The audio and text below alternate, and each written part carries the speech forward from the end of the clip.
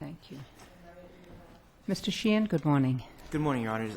May it please the Court, Assistant District Attorney Mike Sheehan on behalf of the Commonwealth of Plymouth District. Your Honors, this is an appeal from the single justice affirming the lower court judge's ruling regarding certain discovery that was ordered by the Commonwealth to hand over. The Commonwealth brought up this argument based up here from the single justice based upon the fact that it's the Commonwealth's contentions, Your Honors, that the defendant has not met, the juvenile has not met his initial burden, that he is similarly situated to the other three complaining witnesses in this case, the alleged victims. Here, the juvenile was 14 years old. One of the complaining witnesses, the alleged victim, was 11 at the time of the alleged incidents, and two were 12. Okay, what grades were they? What grades had each of them completed at the time of the incident? They had the three females, Your Honor, had completed the 6th grade. They were going into the 7th grade. They were just about to start junior high. Okay. And the juvenile defendant, was going into the 9th grade about August. So he had just finished 8th grade? He had just finished junior high. That is correct, Your Honor. Okay. Here, the juvenile defense attorney has stated that they make a reasonable inference based upon this in their affidavit that the juvenile alone has raised enough just by the fact that he was charged. It's our contention here that he was not similarly situated to these three complaining witnesses and that this discovery order should be vacated. Here, I'm sorry. Let's go over that again, just so I'm clear. How are they not similarly situated? well, Your Honor, I would say that the difference in age is the main factor here. Here, 2 years? 2 and 3, Your Honor. One of them does turn 11 in about 12 in October, but the 2 and 3 year age difference is the big difference here, Your Honor. Well, I don't want to nitpick, but it's 2 years for 2 of the juveniles and 2 years and 2 months for, Right. Not 3 years. Almost 12, but she is 11 when All right. these alleged incidents So- do occur. But Okay. it's not age 45 and 43. It's when you're in the 6th grade and when you're in the 8th grade, there's a world of difference between a 6th grader and an 8th grader. Correct. Just think back to your own life. Right, and I think what's important here is that the juvenile had completed junior high, the 7th and 8th grade, where there is a big difference in age growing. Clearly, the juvenile victims here were pre-adolescents. Here, the juvenile is about to start puberty. He's 14 years old. He's about 5, 6, had completed junior high. Here, the juvenile victims had not yet started junior high, which we would submit is a big difference, those 2 years of growth while you start your freshman year of high school. And so you're suggesting that because they're not similarly situated, there's no way that they could succeed in any event on an equal protection argument. That is correct, Your Honor. So therefore, discovery should not have been allowed. That is correct, Your Honor. And the standard we use to review the discovery orders that are... Well, it's a single justice's order. I'm going, it's discovery order affirmed by a single justice ruling. The standard we use is what? To review the single justice, abusive discretion? Abusive discretion and error of law, Your Honor, and that's what we're here for on the Youngworth. That is Mr. correct. Sheehan, is there anything that suggests, I mean, the statement that you've made that the reason why the district attorney made this decision was because of the age difference, is that in the record or is that an inference that you're asking us to draw? I believe that is in the record, Your Honor, that we have stated non-gender reasons, non-rational basis reasons why we've decided to charge these as well. In front of the trial judge? In front of the trial judge. So that the Commonwealth has maintained a consistent position that it was because of the age? That is correct, Your Honor, in front of the single justice as well. The single justice had stated in the hearing done there that we were putting the cart before the horse, so to speak, that we had... You're arguing the merits before there's discovery. I think that's her. Correct. But there are, as Chief Justice indicated, there are reasons why we've decided to go in front of this here. Because Aside from the age, isn't it true, though, that the district attorney could believe, did you make this argument? I think you did, that the district attorney could believe the statements of the young girls, and therefore that this was a rational prosecution decision just based on the fact that he believed the statements of the young girls, and that the taking their statements, which he is entitled to as the prosecutor in the county, the male is the aggressor, is the defendant. correct. And what the juvenile victims were looking for in regard to sexual favors and what the juvenile defendant was looking for, there's a vast difference between what the juvenile defendant was looking for as well as the juvenile victims while they were playing Truth or Dare, and while they were out playing a game called Manhunt, which is basically hide and seek. Could you tell me, just hypothetically, if you had two young people who were the same age, let's say 14, would you agree then that the defendant would prevail? If they're the same age? Same age. Yes, Your Honor. I think that, same age, there's no allegations of force here, just a little bit of pressure is what the single justice... Help me figure out, is it exactly the same age, or would a 1-year difference be enough to say they're not similarly situated? I think the important issue here, Your Honor, to state that they're not similarly situated is that the girls in this case were pre-adolescents. Here, the juvenile was an adolescent. For that reason alone, I think is a big difference. If they're both the same age, 14, clearly we would have a much higher burden. You know, it may be my experience in the juvenile court that age isn't always a helpful measure. There are 12-year-olders going on 25, and there are 14-year-olders going on 10. You don't have to be in the juvenile court to discern that. So my question of you is, do we just use chronology, the chronological age, as the measure to distinguish between juveniles? I think that we do, Your Honor, and if you look at some other crimes that we charge, the voting age, the drinking age, the driving age, that we do take a specific point on age and take that issue very serious about Well, age. don't we have a statute that tells us about statutory rape, unlawful sexual intercourse? And doesn't that give us an age? Yes, it does. And Your what's Honor. that age? 16, Your Honor. Aren't they all under 16 here? Yes, but, Your Honor, there is an Thank age, there's a significant age difference here of 2 and 3 years that would state that there's a difference here enough for us to warrant this prosecution.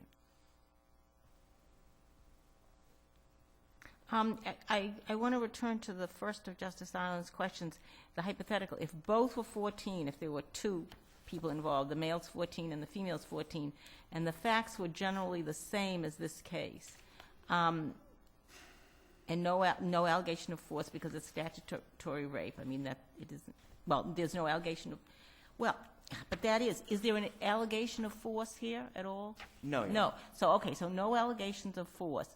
Then you would say you might just as well prosecute the boy as the girl. Well, Your Honor, I think... I thought that's what I understood your answer Didn't you to say be. that? You'd prosecute them both. If they're the same age, I think that there would be a different... And I think that's one thing about sexual assault cases that's so difficult to discern, is that each sexual assault case, Your Honor, is a fact-detailed circumstances that we review each case and we look at each case. Here we looked at this one through review and decided who to prosecute under Clint C, which is our wide discretionary basis to do such. Here, I think that it's too easy to just lump them all in together, because with the sexual assault cases, you have to look at each one independently based upon the facts and the circumstances here. I understand that, but isn't what both the trial judge and the single justice saying, we can't, as a matter of law, conclude that a 12-year-old and a 14-year-old are different for these purposes. And so it would be helpful to look at what the prosecutor has done in like circumstances, namely in a fairly limited period of time, it's not forever, to look to see what has happened when both children are under the age. But Well, isn't that exactly what the prosecutor is for, is to look at this case in this circumstance and decide if prosecution should be brought and against whom? That is correct, That's Your the Honor. I understand quintessential that. action of the prosecutor. My question didn't go to that. My question went to the threshold showing that was here. And I don't think that the threshold showing is there, Your Honor, just based upon the fact that he's 14, they're 12, and 11 at the time of the allegation. One of the girls is 11 at the time of the allegation. That the threshold is enough just based upon that fact alone, because they are not similarly situated, and there's no reasonable inference to draw from that. You The know, threshold- do the facts tell us, because age seems to be so important, when do the 12-year-olders become 13? Do we know, like in a month, 2 months, 3 months? None of Or the record doesn't tell us. The record doesn't tell, Your Honor, but from that, I can say that the girl that was turning 11 did turn 12, so I'd assume that they're going into the 12th grade, that they're all together, lumped in, so that they would be turning 13 later on, would be my presumption on that. I don't know what threshold showing means in this context. I take it means a showing sufficient to convince a judge that discretionary discovery is appropriate. That's all we're talking about here. Correct. And I take it that you don't take issue, because I didn't see it in your brief, with the implicitly the child judge and explicitly the single justice, that this is not particularly burdensome. It's not as if, I mean, the information can be quite readily obtained, at least with respect to the first two categories. It would require a review of the files, Your Honor, Oh, to I go in understand and that. see who the ages are and what was going on. The third one, the case reported to the District Attorney's Office, is a much larger set of cases that we would have to review based upon a variety of factors from where they come from. You don't make a claim of burdensomeness here, right? No, Your Honor. Just out of curiosity, does the record tell us whether or not any girls had ever been charged under this provision? Under the statutory rape? Yeah. No, Your Honor. Doesn't tell us. No, but the Commonwealth does reference one case in its brief of a young adult female who was not a juvenile that was prosecuted, and that's Commonwealth versus Rahim. That is No, mentioned we're in not the brief. suggesting that that women are never prosecuted. Right. Let me just go back to the numbers, age numbers. If you had the same girl, 12-year-old girl and a 15-year-old boy, and then you had the same girl, 12-year-old girl, with an 11-year-old boy, the cases came up simultaneously, would the girl be charged as a defendant with the younger boy, but be the victim and the one with the older boy? You know, I think that being a 15-year-old would make a big difference. And as I stated earlier, when we review these cases, there's a lot you have to take into consideration based upon it, what kind of acts were going on between both of them. And, you know, I can't make a decision. A blanket statement is that, yes, she would be charged, and no, he wouldn't be, or what would happen, because it's a highly fact-driven decision that we need to review on each of these cases to decide who gets prosecuted and who doesn't. I mean, doesn't that again point out that it's the facts of the case, it's the discretion of the prosecuting officer to decide? I mean, maybe, you know, the 12-year-old girl, 11-year-old boy, one could be the aggressor, the other. It totally depends on the facts. Absolutely, Your Honor. And that's the main crux of our argument as well, too. Hypothetically, could you envision a case where a younger person was the aggressor with an older person, both of them being under the age of 16, and the Commonwealth would then prosecute the aggressor, the younger person? Well, anything's possible, Your Honor, and it depends on the amount of force and what was going on. So, yes, I would say that it is theoretically it's it could absolutely happen. possible. So then the age wouldn't be a critical factor then? But that would be a different case, Your Honor, because that would be involving, under your hypothetical, force. Well, let's use a hypothetical, no force, younger person, but they're the moving party. I guess it is difficult for me to answer this question, Your Honor, because I don't have enough of what the facts would be. But if they are the aggressor, and again, I'd say that you would have to look at all the facts of what that aggression was, what specifically pertained to each of that, and what happened, and what the victim was stating, and everything Could else. you envision a scenario where a younger person without force was the moving party and the Commonwealth would prosecute them? Certainly, I could see that happening under. And in that case, age would not be the defining factor. Correct. But here, you know, we have set out in the record rational, non-discriminating basis besides age as well for the reasons that we decided to prosecute this juvenile instead of this juvenile in this case. So what should we look to here to see whether or not the district attorney did make a rational decision and applied objective factors? Well, Your Honor, I would say that Non-discriminatory factors? Well, that the juvenile is yet to fail to meet its initial burden to get this information, is that they have not made any showing that as their burden under the threshold of relevancy and that it's material and relevant to their motion to dismiss or whatever they plan to use with this information. And that's where we stand right now. And that we didn't have to because it's our argument that they have not yet shown their burden and met that burden, but we still set out reasons for why we've decided to proceed it as well. Thank you, Mr. Thank you. Sheehan. Submit on my brief, and thank you, Your Honor. I commend you for completing your argument within the prescribed time. It will be helpful if a lot of other attorneys were as careful as you are, Mr. Sheehan. And I hope that Ms. Basil will follow suit. Good morning, Ms. Basil. Good morning, Your Honors. As you know, my request was relatively straightforward and simple. I was seeking information within the possession of the district attorney's office, and in order to determine whether or not my client had been charged because he was, in fact, a boy. The universe of facts in this case is essentially limited to 3 videotaped interviews of these girls. The trial judge or juvenile judge looked at those videotapes, as did Judge Botsford, and they're available for all of you. The police report simply summarize what occurred during the interview. So the universe of facts in this case are what exist on those videotapes, which allowed the trial judge to look at the girls in question, to assess the girls in question in terms of perhaps their maturity and how they appeared to him. Justice Cowens, you stated that there's a world of difference between 6th and 8th grade. Well, that may have been the case. I'm not so sure that that is true anymore. And particularly in this group, they were a peer group. They hung around together, they played sports together, they were involved together as friends.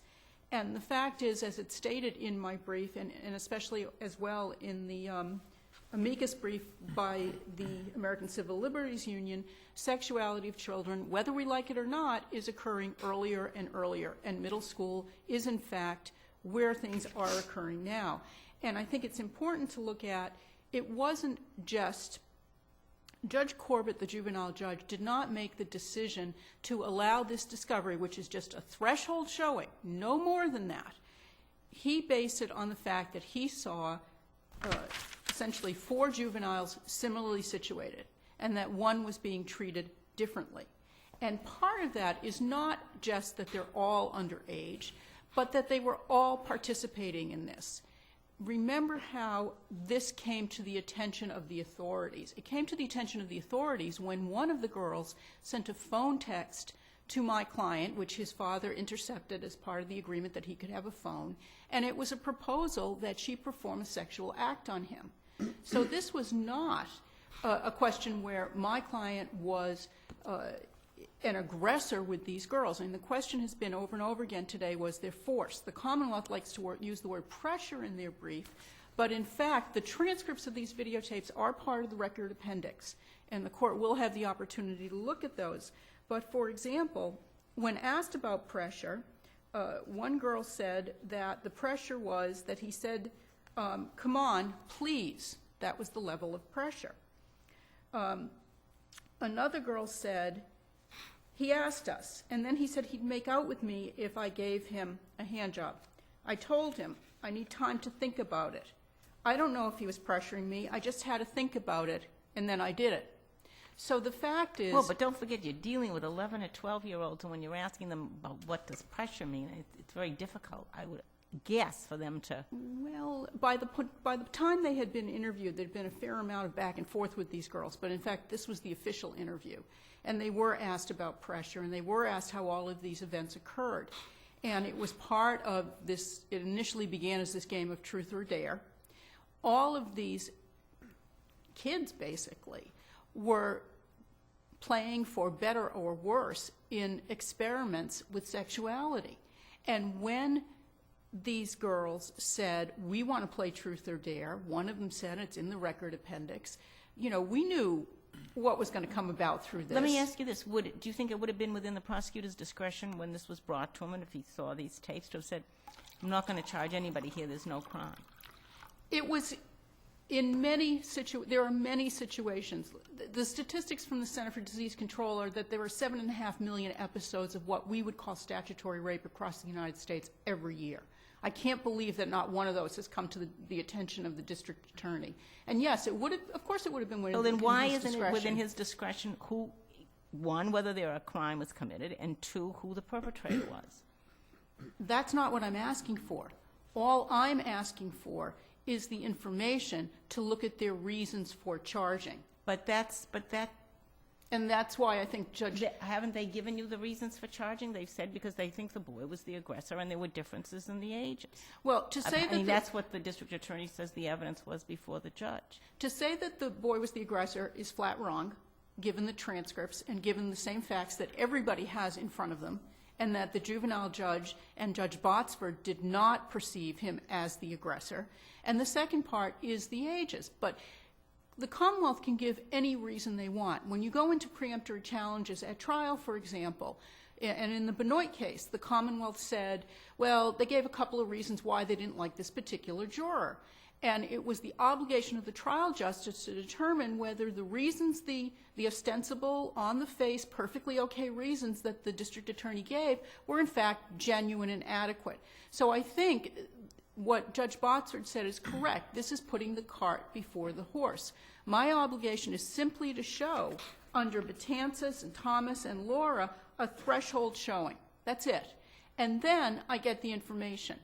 If there is adequate grounds to file a motion to dismiss, I file a motion to dismiss. And in front of the trial judge, the Commonwealth provides their reasons why it might appear that there is gender discrimination, or the statistics show this or show that. But that's when they can come up with these reasons. That's when they say it's within our discretion, or that's when they give all the reasons they say they have. But to jump to these reasons at the end, and frankly they are not adequate reasons, doesn't answer my request for just simple discovery here.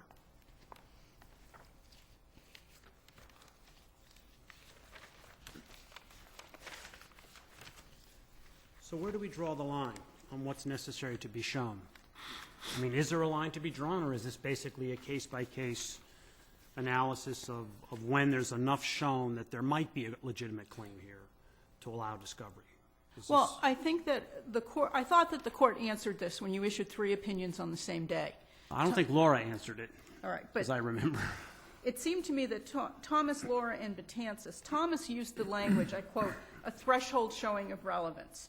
Betances used the language, a reasonable basis exists for information, and Betances said factual allegations, in that case concerning the stop of the individual vehicle, could be a possible source of evidentiary showing.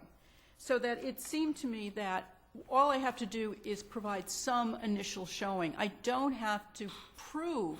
And you're showing here is that in this case, others similarly situated That's correct. haven't been prosecuted. That's correct. I don't have to prove discrimination to get the evidence to try to prove discrimination.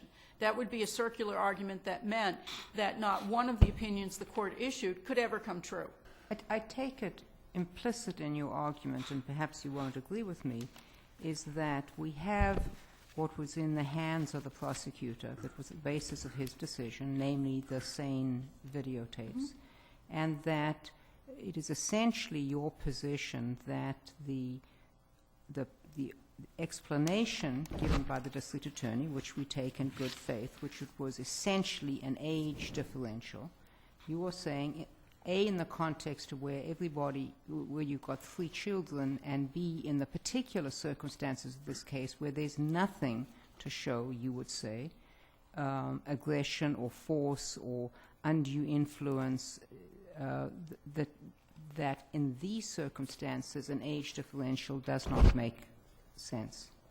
That's correct. In the facts of this case, what became clear is that whatever my client was alleged to do, it was always by request. He never put his hand on any of the girls. He never took their hand to place in anywhere in his body. You say always by request, but wasn't there also requests on his part, too? Yes. When I said by request, I meant that you he meant made from the him. request. Yes, okay. Yes. Yeah. He made the request. And there were times when the girls, quite frankly, would say something like, that's gross, no. And he would say, okay, whatever. On another occasion, a girl said no, and he said, that's fine. What did you do then? Well, we just continued to play. I mean, it was not a level, it did not show a level of aggression. It wasn't a situation where it might have been a number of boys on one girl. There was no issue of drugs or alcohol being involved. It was nothing of those circumstances. Ms. Basil, back to the posture of this case is we're reviewing the single justice That's correct. to see if there was an abuse of discretion or error of law. That's And correct. your position is if we look at these tapes, we won't be able to say that the single justice abused her discretion in concluding that they were similarly situated. I No, would- in concluding that it was, that the discovery order that had been granted by the trial chief, by the trial judge, should be affirmed. That's correct. Because they were similarly situated. That's correct. I mean, the tapes are the tapes. The facts are the facts. What you will see in the Commonwealth's brief and what has been present throughout the pleadings in this case is what I would refer to as a spin on the facts, that you can use colorful language to describe one fact or another.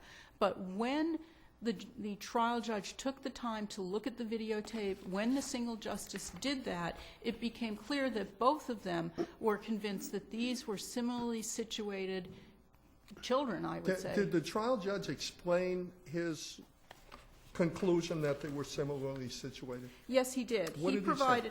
He provided two separate opinions. The first was on May 20th, and he said that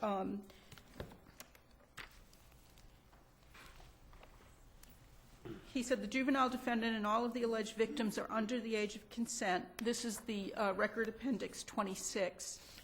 And he said the police report and the exhibits submitted to the court support, at least as to the complaints charged as statutory rape, that all of the conduct involved was consensual.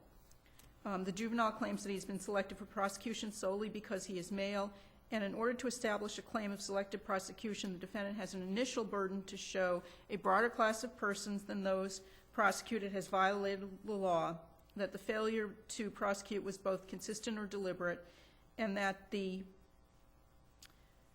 decision to prosecute was based on impermissible classifications such as race, religion, or sex. The materials sought seemed to be the only source to the juvenile to obtain information needed to establish his claim.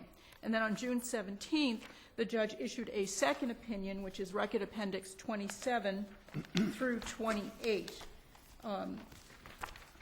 in which he essentially said he basically said the same thing. And he said that the juvenile defendant makes a credible claim that the primary distinction between the charged and uncharged participants in consensual conduct is gender.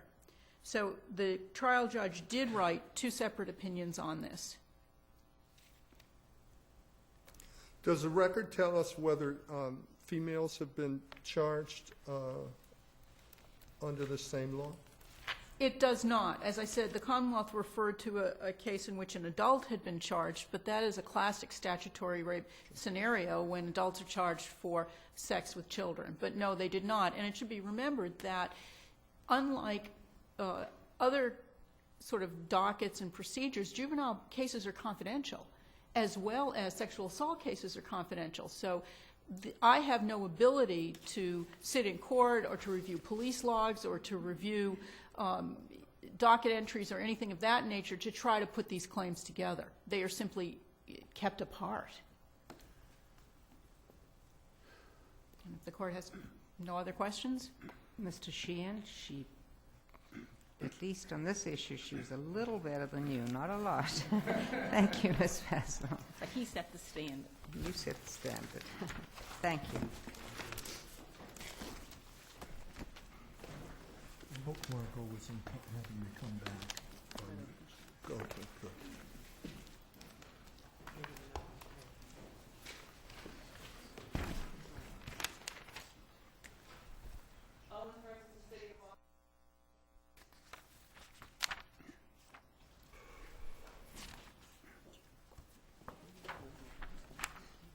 Oh, yeah, he argued before us just very recently.